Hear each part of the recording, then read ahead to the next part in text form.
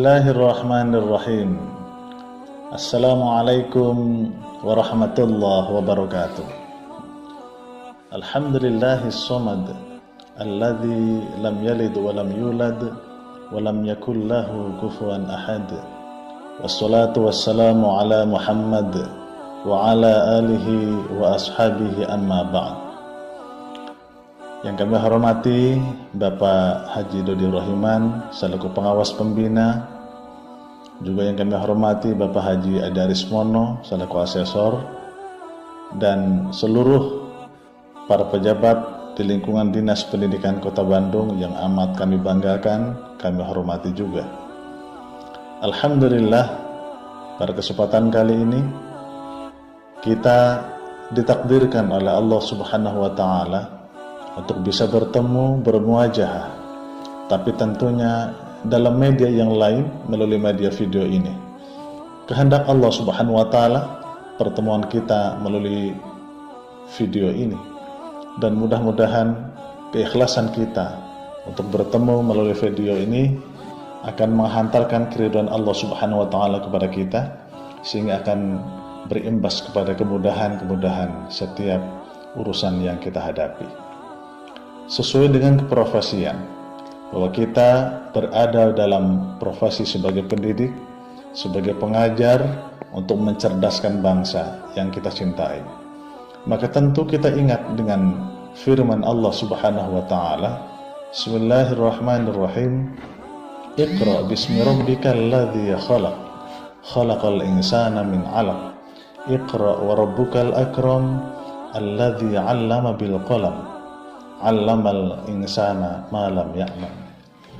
Ayat ini sesungguhnya memberikan gambaran kepada kita bahwa sesungguhnya wajib belajar itu adalah sesuatu yang harus kita lakukan. Artinya ketika ada kalimat wajib belajar agar mereka mengetahui apa-apa yang belum tahu, berarti semangat untuk menjadi pembelajar, semangat untuk memberikan informasi tentang kebaikan-kebaikan adalah sesuatu yang tidak bisa ditawar-tawar lagi bagi kita semua. Semangat itulah yang barangkali menghantarkan kita untuk bisa bertemu walaupun melalui video ini.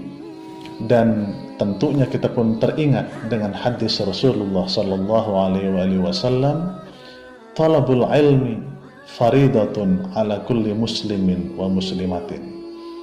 Mencari ilmu itu wajib bagi seluruh kaum muslimin, baik itu laki-laki ataupun perempuan.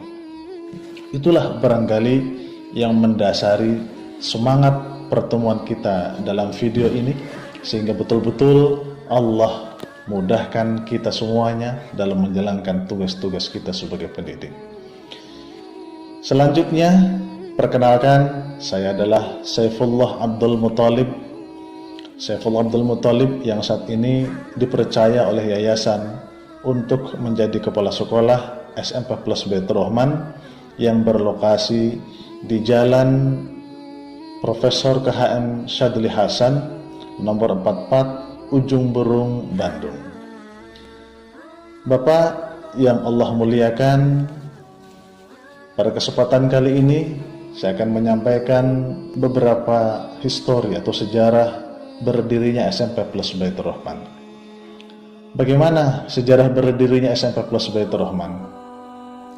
SMP Plus Baitur Rahman berdiri atas dasar keyakinan, bukan atas dasar kepemilikan modal yang besar, tetapi dengan keyakinan yang kuat dari Buya Profesor Dr. K. Haji Salimuddin Al-Rahman kala itu, saat beliau masih ada. Beliau hanya punya tekad dan punya keyakinan mendirikan SMP Plus Baitur Rahman. Tepat pada tanggal 15 Oktober 2004, beliau meminta kepada saya untuk menjadi kepala sekolah. Tetapi kala itu belum ada siswanya, belum ada gedungnya, dan belum ada apa-apanya, izin operasional pun belum. Tetapi saat itu SK sudah diturunkan, sudah diterbitkan oleh beliau. Karena beliau adalah seorang kiai dan seorang guru bagi kami, maka kami sami'na wa ata'na, Ketika mendengar apa yang beliau sampaikan, maka kami taat. Betapapun dalam hati masih banyak bertanya bisa atau tidak. Seiring dengan perkembangan waktu, atas dasar ketaatan saya kepada seorang kiai, kepada guru, itulah yang barangkali lahirnya atau turunnya ridha Allah Subhanahu wa taala, sehingga ada beberapa kemudahan-kemudahan yang kami jalani. 15 Oktober 2004 SK pendirian SMP Plus Baitur Rahman diterbitkan oleh yayasan, termasuk SK kepala sekolah. Kemudian 2005 kami membuka pendaftaran siswa baru. Saat itu ada 13 siswa yang daftar sebagai siswa pertama bagi SMP Plus Baitur Rahman. Tetapi ketika lulus tersisa 7 orang, 7 siswa. Itulah hiruk pikuk dinamika yang dialami oleh SMP Plus Baitur Rahman. 13 yang masuk, tetapi yang tersisa 7 orang. Yang lainnya barangkali mereka pindah ke sekolah lain dengan kondisi kelas yang memang belum memadai. Kalau tadi disampaikan belum punya kelas, kemanakah kita belajar? Kita belajar pada saat itu di emperan masjid. Tetapi kami jalankan semua itu dengan baik, dengan dasar rasa ketaatan kami kepada seorang guru, dengan dasar ketaatan kami kepada aturan dari dinas juga tetap kami jalankan. Tetapi alhamdulillah angkatan pertama mampu meluluskan 7 siswa. Angkatan berikutnya alhamdulillah bertambah. Angkatan berikutnya alhamdulillah, pada angkatan berikutnya, angkatan yang ketiga kalau tidak salah, alhamdulillah kami memiliki kelas 4 kelas. Berikutnya lagi alhamdulillah sampai saat ini pada tahun 2020 kami memiliki 22 kelas, sehingga mampu menampung saat ini jumlah siswa kami berjumlah 423 siswa. Dan mudah-mudahan kondisi ini tetap stabil, kondisi ini tetap baik dan bahkan bisa meningkat. Kami mohon doa kepada semuanya. Perlu diinformasikan juga bahwa SMP Plus Baitur Rahman ini berada di lingkungan pesantren. Di lingkungan pesantren Baitur Rahman Ujung Berung, yang tentunya secara organisasi menurut Buya bahwa ada yayasan, ada juga pesantren. Kalau yayasan adalah sebagai naungan hukum, kalau pesantren adalah sebagai naungan pembinaan bagi sekolah-sekolah yang ada di bawahnya. Karena di lingkungan Baitur Rahman itu ada TK, SD, SMP, dan SMK. Bagaimana SMP Plus Baitur Rahman kondisinya saat ini dengan guru-gurunya? Alhamdulillah, guru-guru SMP Plus Baitur Rahman saat ini berjumlah 29 guru yang semuanya ada sudah menjalankan pendidikan S1-nya, dan ada 4 orang yang sudah menjalankan S2-nya, pendidikan S2-nya. Dan ini yang akan menjadi penyemangat bagi kami, pemicu bagi sekolah untuk tetap maju, untuk tetap dipercaya oleh masyarakat. Kemudian saat ini tenaga administrasi yang ada di kami berjumlah 3 orang, dan jumlah kelas yang kami miliki seperti yang tadi disampaikan ada 22 kelas. Ada gedung yang barangkali bapak-bapak bisa perhatikan melalui layar ini, gedung 3 lantai. Kemudian ada juga toilet yang kami sediakan untuk gurunya, toilet yang kami sediakan untuk para siswanya juga, sehingga inilah yang dinamakan sebagai sekolah yang aman dan nyaman, termasuk keamanan 24 jam pun kami menyediakannya di sini. Apa sih unggulannya di SMP Plus Baitur Rahman ini? Kalau ada nama SMP Plus Baitur Rahman, maka plusnya di mana? Itu sering masyarakat bertanya. Maka plusnya di situ adalah di keagamaannya. Di keagamaannya itulah yang menjadi plusnya, dan bahkan itulah juga yang menjadi unggulan kami. Salah satu unggulannya adalah kami berada di lingkungan pesantren, seperti yang awal disampaikan. Kami berada di lingkungan pesantren Baitur Rahman, sehingga ada pembelajaran-pembelajaran yang kami kerjasama dengan pesantren, dengan ustadz-ustadz yang berada di pesantren Baitur Rahman. Apanya kah? Baik itu bagaimana caranya mereka menguasai bahasa Arabnya, bagaimana mereka menerima pelajaran akidah akhlaknya, atau bagaimana mereka menerima pelajaran fikihnya, atau ketika mereka menerima pelajaran BTQ-nya, atau mereka menerima pelajaran Quran hadisnya. Maka ini tentu kita bersinergi dengan pihak pesantren Baitur Rahman yang ada di lingkungan kami. Ini yang menjadi unggulan-unggulan kami, sehingga waktu yang tersedia di sekolah ini, yang seharusnya memang anak-anak itu pulang sekitar jam setengah 12 atau jam 12 itu pembelajaran sudah selesai, kami menghabiskan waktu kadang sampai jam 3 ataupun jam setengah 4. Dari jam berapa? Mulai dari jam 6.30 sampai jam 3 atau setengah 4. Apa saja yang dilakukan oleh siswa kala itu dari jam setengah 7? Setengah 7 atau jam 6.30 itu mereka wajib berkumpul di masjid semuanya. Berkumpul di masjid untuk melakukan atau mengikuti kuliah duha.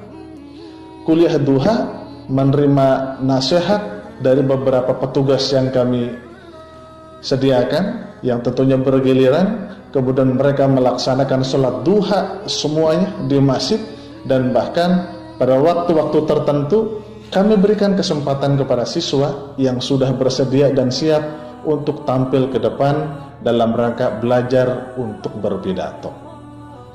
Kemudian yang kedua, budaya sekolah yang kedua adalah apa yang harus dilakukan oleh siswa saat mereka datang ke sekolah. Saat mereka datang ke sekolah, mereka wajib mengenakan jilbab bagi perempuan. Pada saat datang ke sekolah, mereka wajib mengenakan jilbab. Artinya kami mewajibkan kepada seluruh akhwat untuk mengenakan jilbab. Bagaimana kalau pulang?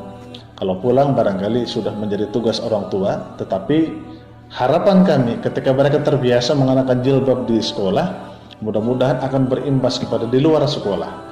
Dalam lingkungan pergaulan mereka pun mereka menggunakan jilbab. Dalam lingkungan keluarga juga pun mudah-mudahan semoga mereka mengenakan jilbab pula. Bagaimana dengan laki-laki?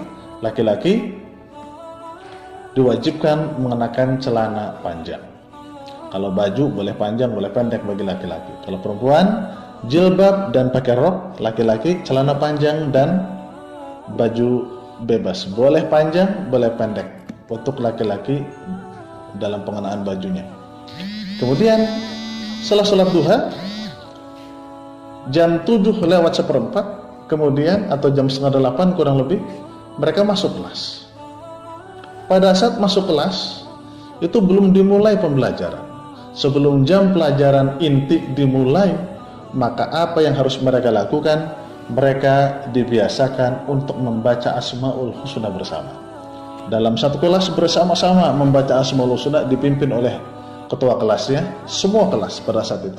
Tepat pada jam 7.30 atau jam setengah 8. Kemudian datanglah guru mapel pertama.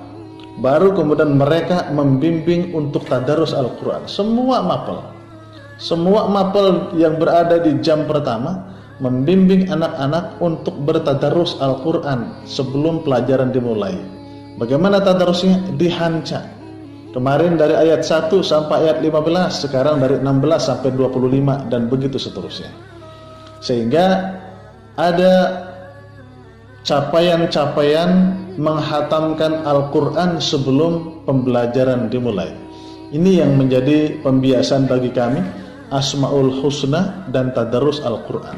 Dan kami yakini, kami semuanya meyakini bahwa Asmaul Husna yang dibaca, tadarus Al-Quran yang dibaca oleh para siswa yang belum ada dosa, luar biasa akan menjadi doa, menjadi bait-bait doa kepada Allah Subhanahu wa Ta'ala.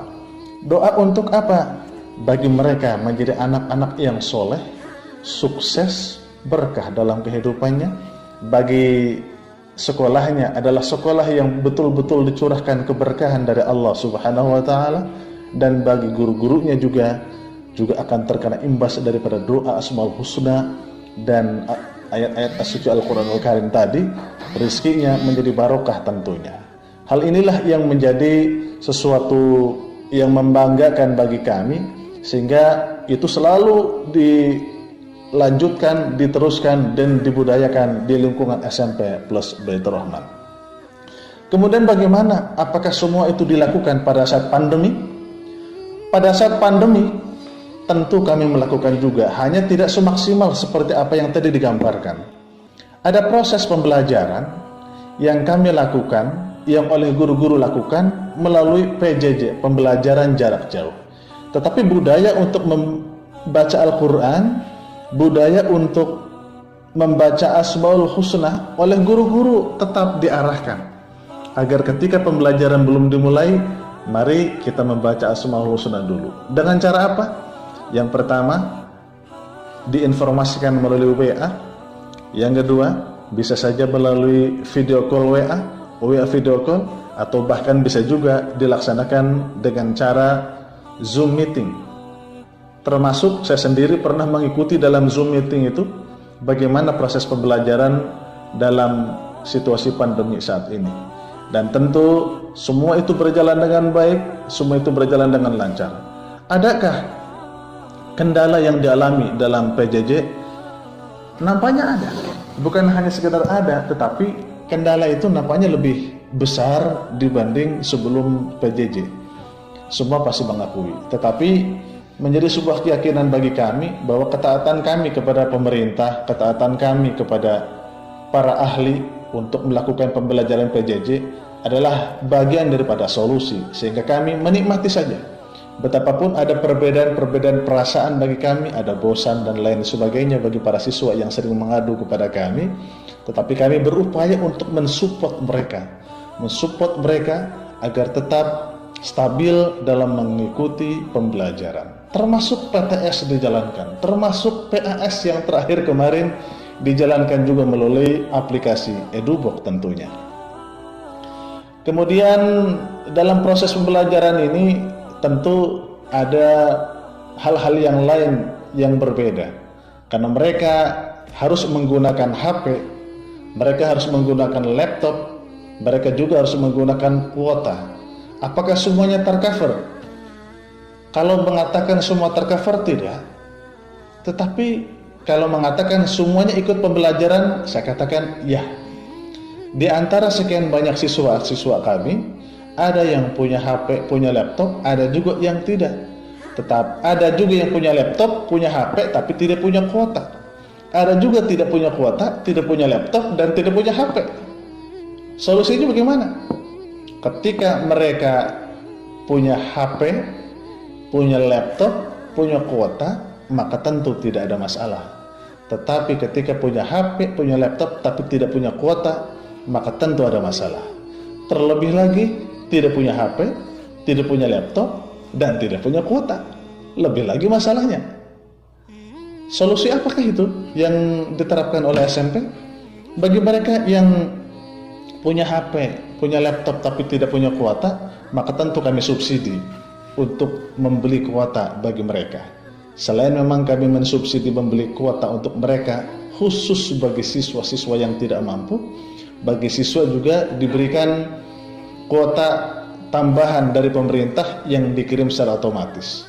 Lantas bagi mereka yang tidak punya HP, tidak punya laptop, maka kami persilahkan mereka untuk datang ke sekolah menggunakan HP guru dan mereka belajar di sekolah.